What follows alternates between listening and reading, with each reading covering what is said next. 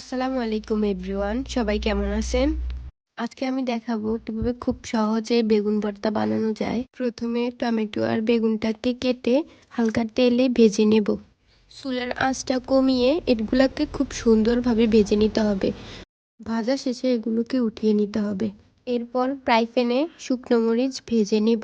মরিচগুলোকে ভালোভাবে নেড়ে চেড়ে যাতে কালো না হয়ে যায় সেদিকে খেয়াল রাখতে হবে। মরিচগুলো যাতে মচমচে থাকে সেজন্য আমি একটু সরিষার তেল অ্যাড করে নিলাম।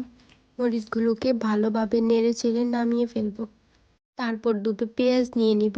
পেঁয়াজগুলোকে কুচি কুচি করে কাটবো যাতে এই ভর্তাটার সাথে ভালোভাবে মিক্স হয়।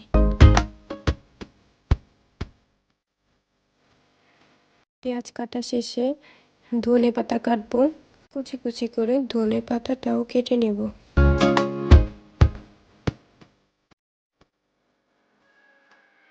পরিমাণ মতো লবণ দিয়ে মরিচগুলোকে গুঁড়ো করতে হবে। আপনারা চাইলে ব্লেন্ডারে মরিচটাকে গুঁড়ো করে নিতে পারেন।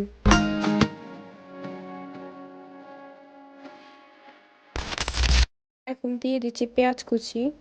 এটাকে ভালোভাবে মিক্স করে নিতে হবে মরিচের গুঁড়োর সাথে। পরিমাণ মতো সরিষার তেল অ্যাড করে ভালোভাবে মাখিয়ে নিচ্ছি।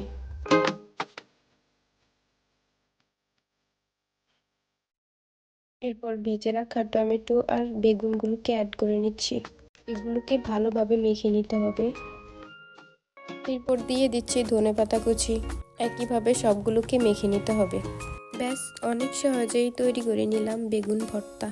আর হ্যাঁ, অবশ্যই সাবস্ক্রাইব করবেন। ধন্যবাদ।